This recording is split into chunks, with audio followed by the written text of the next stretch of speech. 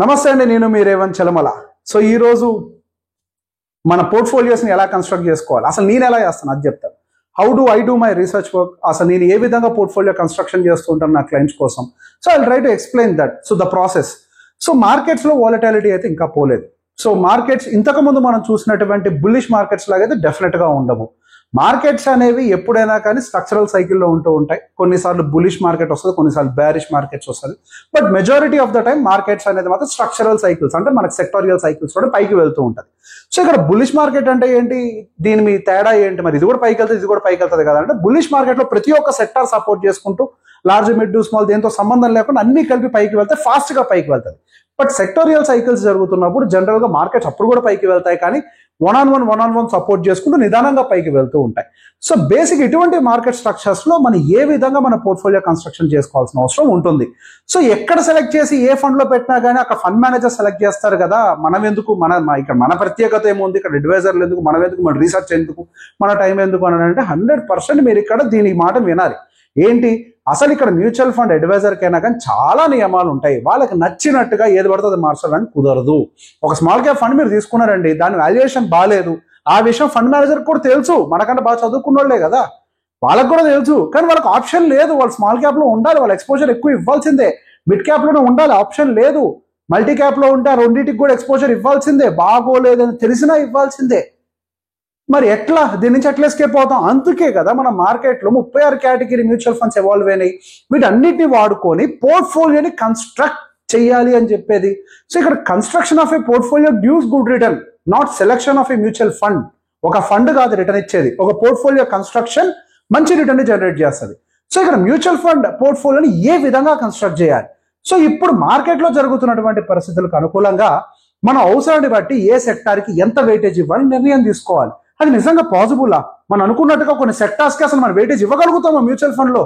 ఇప్పుడు ఏదో stock select చేస్తున్నామంటే మనకు చాయిస్ ఉంటుంది, కానీ స్టిల్ మ్యూచువల్ ఫండ్ ఇవ్వగలుగుతామంటే 100% మనకు నచ్చినట్టుగా మన పోర్ట్ఫోలియోలో మన సెక్టార్స్కి మనం వెయిటేజ్ ఇవ్వచ్చు.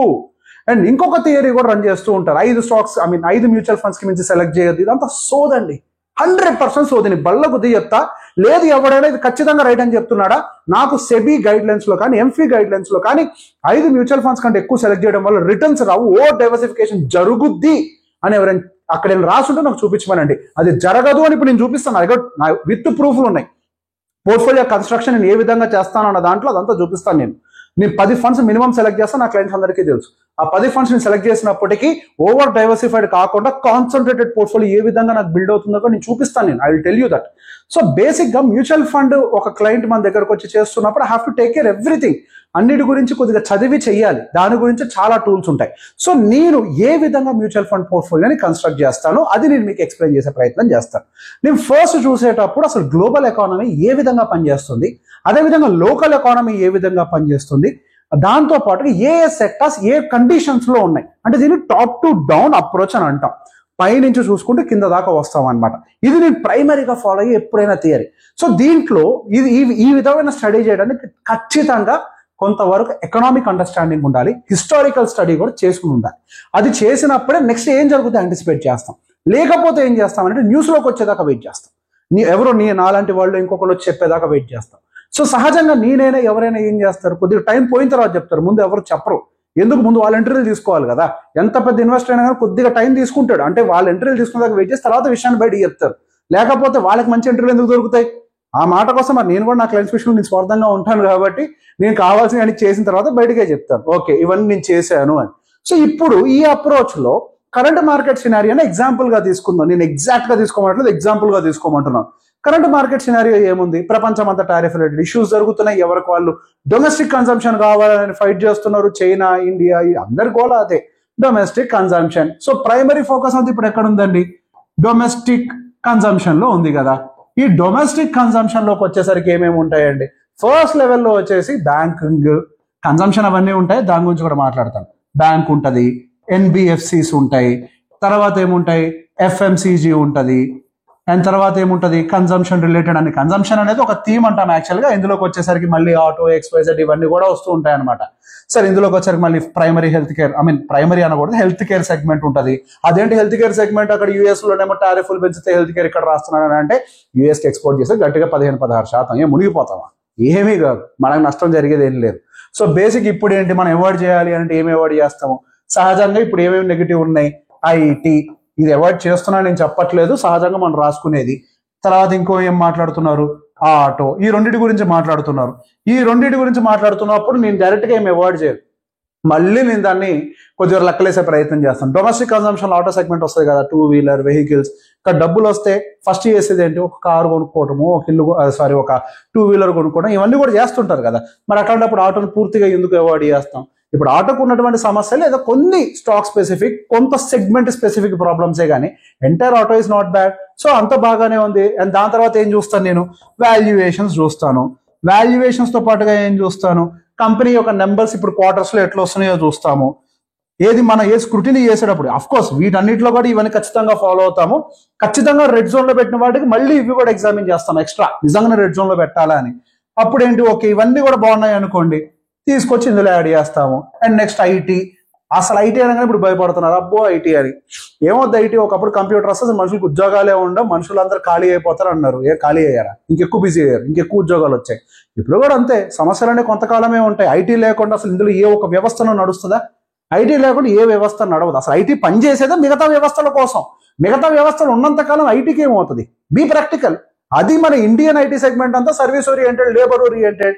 ఎంత హై పాపులేషన్ ఉన్నటువంటి కంట్రీలో ఐటీ సెగ్మెంట్కి ఏమవుతుంది, టెంపరీ హికప్స్ ఉంటాయి అంతే, చిన్న చిన్న సమస్యలు. అవన్నీ చిన్న చిన్న సమస్యలు తీసి పక్కకు వదిలేస్తే తర్వాత ఐటీ దానికి అంతా అదే రికవర్ అయిపోతాం. మనం దాని గురించి పెద్ద ఎత్తున కంగారు పడాల్సిన అవసరం లేదు.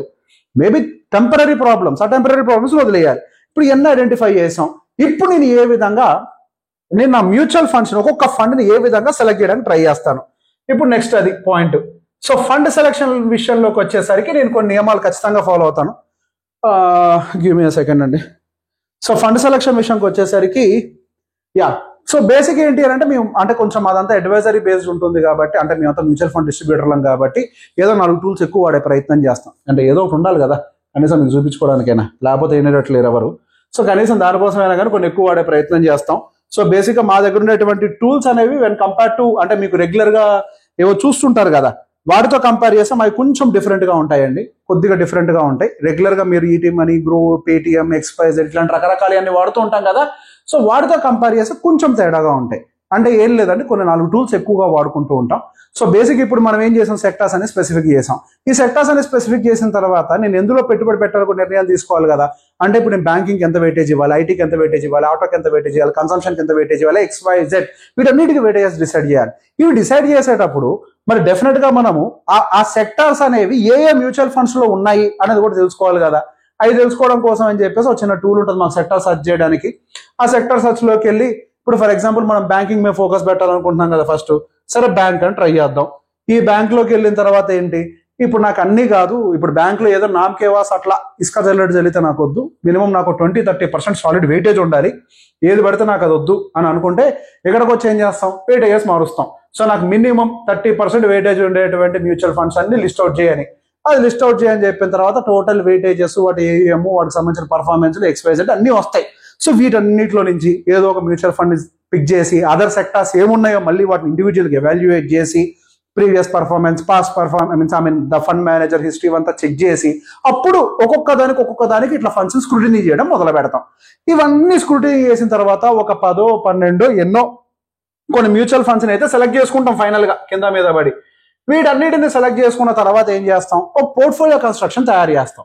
సో బేసిక్గా ఎందుకు పోర్ట్ఫోలియో కన్స్ట్రక్షన్ చేయాలి, ఏది చేయకుండా డైరెక్ట్ గా పెట్టుబడి పెట్టేసిన తర్వాత అయ్యో నేను అనుకున్నట్టుగా వెయిటేజ్ లేదు అంటే కుదరదు కదా, అది కుదరదు కదా. సో ఖచ్చితంగా మనం ముందుగానే వీటన్నిటిని ఐడెంటిఫై చేసి ఉండాలి. సో అందుకే ఒక పోర్ట్ఫోలియోని కన్స్ట్రక్ట్ చేసేసి, మోడల్ పోర్ట్ఫోలియోని కరెక్ట్ గా నేను అనుకున్నట్టుగా అన్ని ఉన్నాయా లేదా ఎగ్జామిన్ చేస్తాం.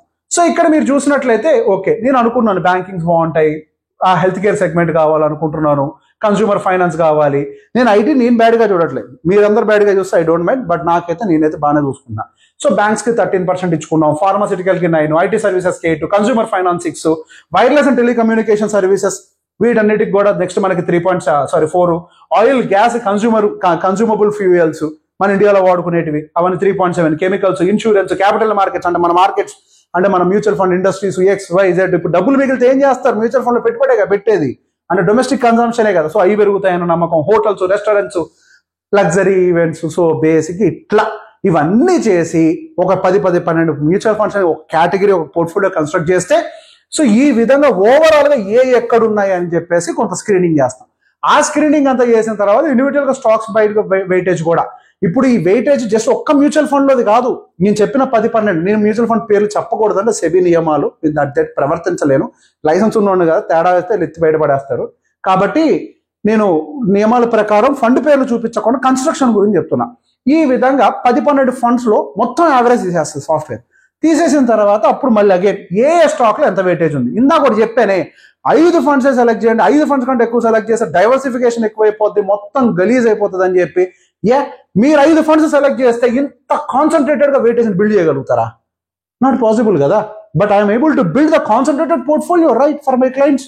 ఇన్ ద సేమ్ వే ఇప్పుడు ఎక్కువ ఫండ్స్ తీసుకొని ఉంటే ఈ సైజులో ఒక్కొక్క దానికి వెయిటేజ్ దొరుకుద్దా? Basic it is all about how we select. చేతగానుడు 100 చెప్తాడు, సింపుల్గా చెప్పేస్తాడు. హోంవర్క్ చేస్తే ఇంత చేయొచ్చు మనం. సో బేసిక్ అవన్నీ వినకండి. యాక్చువల్గా మ్యూచువల్ ఫండ్ వెనక చాలా సైంటిఫిక్ అప్రోచ్ ఉంది. సైంటిఫిక్ అప్రోచ్ తోటి చేస్తేనే మ్యూచువల్ ఫండ్స్ లో రిటర్న్స్ వస్తాయి. ర్యాండమ్ గా పిక్ చేస్తే డబ్బులు రావు. ఇప్పుడు వరకు చూసిన మార్కెట్స్ వేరు, ఇక మీదట చూడబోయే మార్కెట్స్ వేరు. ప్రతి దాని వెనకాల ఒక logical approach, scientific evidence, scientific approach అన్నీ ఉంటాయి. వాటికి అనుకూలంగా మనం ఫండ్స్ సెలెక్ట్ చేసుకొని కేటగరైజ్ చేసుకొని ఒక పోర్ట్ఫోలియోని తయారు చేసి అప్పుడు మనం పెట్టామనుకోండి మనకి రిస్క్ తగ్గిపోతుంది. ఇందులో రిస్క్ ఉందంటారా? ఏం రిస్క్ ఉంది? బ్యాంక్స్కి ఏంటంటే రిస్క్ అసలు. ప్రతి మ్యూచువల్ ఫండ్ ఇండస్ట్రీ ఏం చేస్తుంది తెలుసా? వాళ్ళకి ఒకవేళ ఏదైనా ఇండస్ట్రీలో రిస్క్ అనిపిస్తే ముందు బ్యాంక్స్లోకి వెళ్ళి కూర్చుంటారు. నేను అదే చేశాను కదా. కానీ ఇప్పుడు రిటర్న్స్ వచ్చాయి కదా. ఫస్ట్ రికవర్ అయిందంటే మార్కెట్లో బ్యాంక్స్, ఎన్బిఎఫ్సీలే పెట్టాం కదా. ఏంటి ప్రాబ్లం? ఇందులో రిస్క్ ఉందా? రిస్క్ లేదు. ఇన్ఫాక్ట్ ఇట్లా చేయడం వల్ల నాకు 50-60% వెయిటేజ్ అంతా నాకు లార్జ్ క్యాప్ లో ఉంటుంది. మిడ్ క్యాప్, స్మాల్ క్యాప్ తక్కువ వెయిటేజ్ ఉంటుంది. ఇట్లున్నప్పటికీ నెక్స్ట్ మన అంటే ఇదంతా కూడా అఫ్కోర్స్ సైంటిఫిక్ అప్రోచ్ ప్రకారమే చదివి మనం ఏ సెక్టర్ అనేది ఐడెంటిఫై చేసాం, అది వేరే విషయం. కానీ ఇందులో రిస్క్ కూడా తగ్గించుకున్నాం కదా. బ్యాంక్స్ కి సహజంగా చెప్పడం రిస్క్ తక్కువ. ఐటీ ఎక్కడ ఉంటుంది? లార్జ్ క్యాప్ లో ఉంటుంది. బ్యాంక్స్ ఎక్కడ ఉంటాయి? లార్జ్ క్యాప్ లో ఉంటాయి.